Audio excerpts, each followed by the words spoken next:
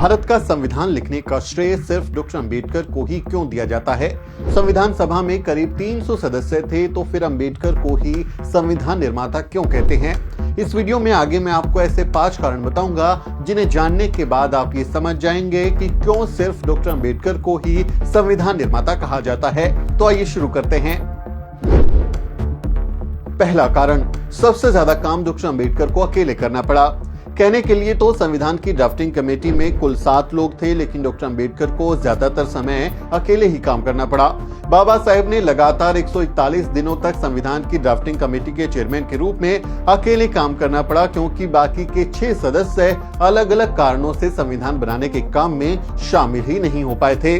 संविधान सभा के सदस्य टी कृष्णामाचारी ने संविधान सभा के सामने बताया था कि यूं तो संविधान की ड्राफ्टिंग कमेटी में 7 सदस्य थे, लेकिन एक ने त्याग पत्र दे दिया, दूसरे सदस्य की मृत्यु हो गई, तीसरे सदस्य अमेरिका चले गए, चौथे सदस्य राज्य के कार्यों में इतने व्यस्त थे कि कार्यवाही में शामिल ही नहीं हो पाए, 5वें और 6ठे सदस्य दिल्ली से बहुत दूर थे और खराब सेहत के कारण संविधान बनाने के काम में शामिल नहीं हो पाए। इसलिए हुआ ये कि संविधान बनाने का सारा काम अकेले डॉक्टर अंबेडकर को ही पूरा करना पड़ा। ये बयान खुद संविधान सभा के सदस्य टी कृष्णामाचारी का है। जब 26 नवंबर 1949 को संविधान बनकर तैयार हो गया था, तब उन्होंने संविधान सभा के सामने डॉक्टर अंबेडकर की भूमिका को रेखांकित करते हुए ये बयान दिया था। इसी से आप अंदाजा लगा सकते हैं कि क्यों डॉक्टर अंबेडकर को ही संविधान निर्माता कहा जाता है।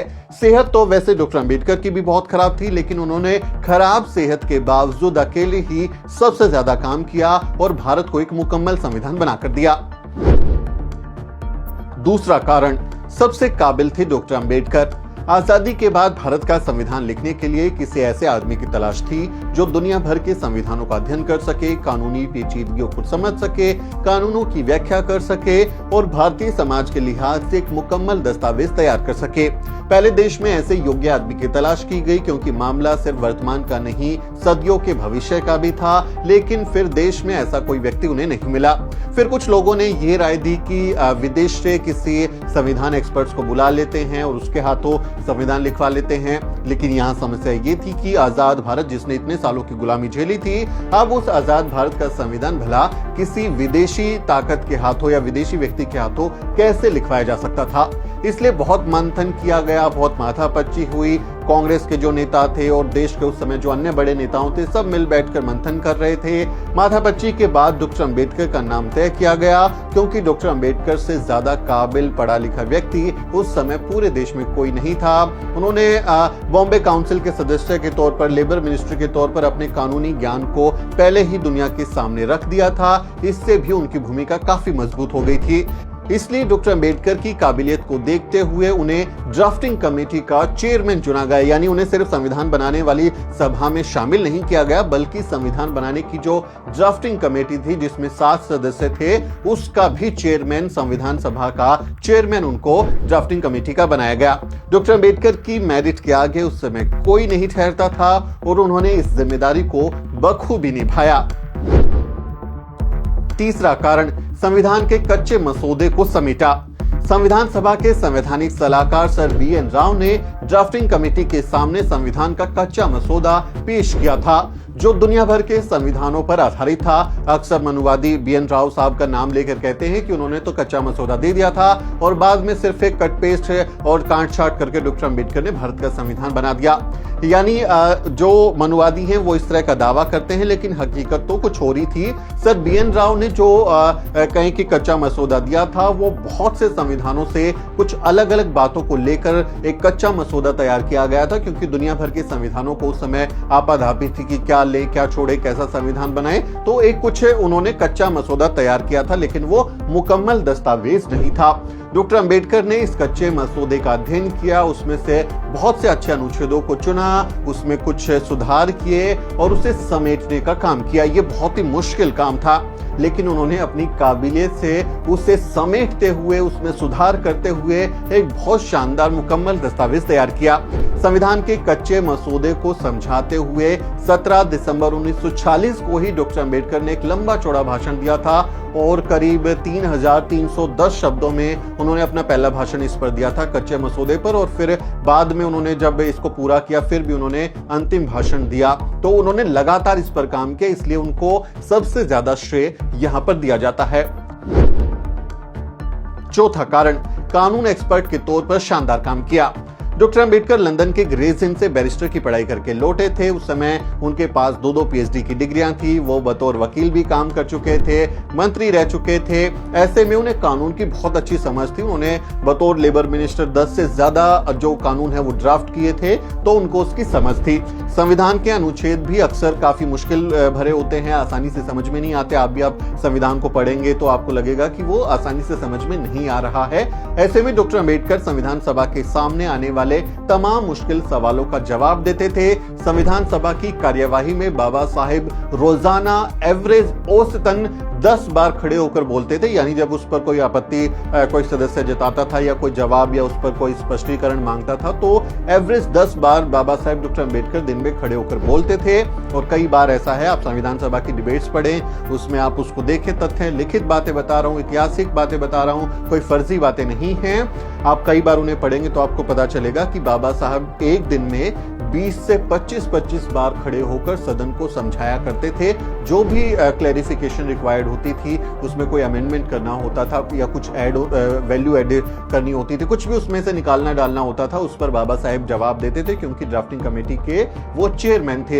एक दिन में एवरेज 10 बार, लेकिन कई बार 20 से 25 बार खड़े होकर वो बयान देते थे। आप संविधान सभा की बहस जो है आप उसको पढ़ेंगे तो आपको समझ में आ जाएगा। और कई बार ऐसा होता था कि जो अनुच्छेद हैं वो विरोधाभासी नजर आते थे, उन पर घंटों बहस करनी पड़ती थी, सामने वाले को कन्विंस करना पड़ता था। और डॉक्टर अंबेडकर जो हैं वो इस काम को बखूबी अंजाम दे रहे थे। और डॉक्टर अंबेडकर काफी मल्टी टैलेंटेड थे, आप सब जानते हैं। डॉक्टर अंबेडकर उन चंद लोगों में शामिल थे जो ड्राफ्टिंग कमेटी का सदस्य, या आप उनको समझे कि वो चेयरमैन थे ड्राफ्टिंग कमेटी के। उस चेयरमैन होने के साथ साथ वो बाकी 15 कमेटियों में से कई कमेटियों के सदस्य भी थे, जिन्हें संविधान सभा को कुछ सलाह देनी थी या उनको कुछ काम दे दिए जाते थे कि आपको इस पर कुछ काम करके लाना है। तो 15 कमेटियां थी, उनमें से कई कमेटियों के सदस्य खुद बाबा साहेब डॉक्टर अंबेडकर थे। तो उन्होंने बहुत ज्यादा काम किया, ये तो साबित हो चुका है।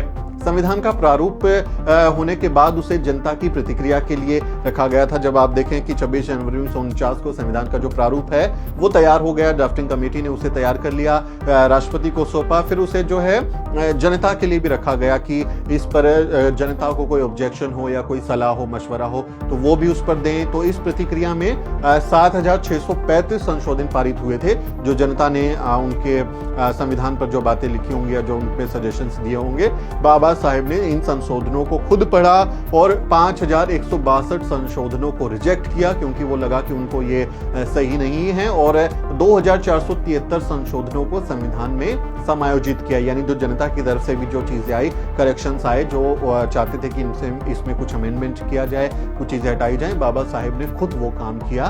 तो बाबा साहेब डॉक्टर अंबेडकर के काम का अंदाजा आप लगाइए कि उन्होंने भारत का संविधान बनाने में कितनी ज्यादा मेहनत की थी। पांचवां कारण, प्रमुख लेखकों विचारकों ने डॉक्टर अंबेडकर की भूमिका को सराहा। संविधान बनाने में बाबा साहेब डॉक्टर अंबेडकर की भूमिका की तारीफ सिर्फ मैं अकेले नहीं कर रहा, बल्कि भारत के बहुत बड़े बड़े, दुनिया के भी बहुत बड़े बड़े लेखकों विचारकों ने बाबा साहेब डॉक्टर अंबेडकर की भूमिका को बेहद अच्छे शब्दों में सराहा है। उनकी भूमिका के बारे में कई लेखकों ने लिखा है। भारत के पहले प्रधानमंत्री जवाहरलाल नेहरू की आत्मकथा लिखने वाले माइकल ब्रेचर ने अपनी किताब नेहरू ए पॉलिटिकल बायोग्राफी में माइकल ब्रेचर जो है वो लिखते हैं कि अंबेडकर को भारतीय संविधान सभा का संविधान का वास्तुकार माना और वो उनकी भूमिका को संविधान के निर्माण में फील्ड जनरल के रूप में रेखांकित करते हैं कि वो असली वास्तुकार थे भारतीय संविधान के और उनका काम फील्ड जनरल के तौर पे था। यानी आप देखें कि सेना में जो फील्ड जनरल होता है उसकी भूमिका निर्देश देने में, कमांड देने में, क्या रणनीति होगी वो बनाने की होती है। तो सबसे ज्यादा मजबूत भूमिका में थे। डॉक्टर अंबेडकर की जीवनी लिखने वाले क्रिस्तोफ जेफरलो ने भी अपनी किताब में लिखा है, वो लिखते हैं कि हमें ड्राफ्टिंग कमेटी की भूमिका का भी एक बार फिर से आकलन करना चाहिए। ये कमेटी सिर्फ संविधान के प्रारंभिक पाठों को लिखने के लिए जिम्मेदार नहीं थी, बल्कि उसको ये जिम्मा सौंपा गया था कि वो विभिन्न समितियों द्वारा भेजे गए अनुच्छेदों के आधार पर संविधान का लिखित पाठ तैयार करे, जिसे बाद में संविधान सभा के सामने पेश किया जाए। सभा के समक्ष कई मसौदे पढ़े गए और हर बार ड्राफ्टिंग कमेटी के सदस्यों ने चर्चा का संचालन और अगुवाई जो है वो किया, और उसका ज्यादातर जिम्मेदारी जो है वो बाबा साहेब डॉक्टर अम्बेडकर ने ही खुद निभाई। वही सवालों के जवाब देते थे। जैसे मैं आपको बता चुका हूं कि एक दिन में एवरेज 10 टाइम वो खड़े होकर जवाब देते थे, और कई बार ऐसा होता था कि उन्हें 20 से 30 बार भी खड़े होकर जवाब देना पड़ता था। इसी तथ्य को रेखांकित करते हुए प्रमुख समाजशास्त्री प्रोफेसर गेल होमवेट साहिबा भी लिखती हैं। उन्होंने भी लिखा इस बारे में। वो लिखती हैं कि संविधान का प्रारूप तैयार करते समय अनेक विवादित मुद्दों पर अक्सर गर्मा गर्म बहस होती थी। इन सभी मामलों के संबंध में अम्बेडकर ने चर्चा को दिशा दी, अपने विचार व्यक्त किए और मामलों पर सर्वसम्मति लाने का प्रयास किया। ये गेल होमवेट साहिबा भी लिखती हैं कि जब भी कुछ ऐसा होता था तो डॉक्टर अम्बेडकर जो है वो खड़े होकर जवाब देते थे। इस तरह बाबा साहेब ने 2 साल 11 महीने और 18 दिन में भारत को एक ऐसा संविधान बनाकर दिया जो जाति, लिंग, भाषा, क्षेत्र और धर्म के आधार पर कोई भेदभाव नहीं करता, सबसे बराबरी का व्यवहार करने की हिदायत देता है। एक ऐसा संविधान दिया जो हर किसी को समानता, स्वतंत्रता और बंधुता का पाठ पढ़ाता है, उनकी गारंटी देता है, मूल अधिकारों की गारंटी देता है। एक ऐसा संविधान जो सामाजिक न्याय की गारंटी देता है। इसलिए डॉक्टर अम्बेडकर को ही भारत का संविधान निर्माता या संविधान का जनक कहा जाता है। अब अगर कोई आपसे ये कहे कि डॉक्टर अम्बेडकर को ही संविधान निर्माता क्यों कहते हैं, उन्होंने भला अकेला ऐसा क्या काम किया, उसमें तो बहुत सारे लोग थे, BN राव साहब ने तो कच्चा मसौदा पेश कर दिया था, तो आप उनको इस वीडियो का लिंक भेज दीजिए। उम्मीद है कि उनको ये वीडियो देखने के बाद ये दिमाग पर लगे जाले उनके साफ हो जाएंगे, उनको समझ में आ जाएगा। और आप जाते जाते हमारे चैनल को सब्सक्राइब करें, फेसबुक पेज को लाइक करें, ट्विटर पर फॉलो करें। आपसे अपील है कि हमारी ताकत बढ़ाएं, क्योंकि आप हमें जब सपोर्ट करते हैं तो हमें और ज्यादा अच्छा काम करने की प्रेरणा मिलती है। आप हमारे चैनल को अन्य साथियों को भी कहें कि वो सब्सक्राइब करें। मेरा नाम सुमित चौहान है और इस वीडियो स्टोरी में मेरी मदद कर रहे हैं मेरे सहयोगी मोहित और असरा। अगले किसी वीडियो में मुलाकात होगी दोस्तों।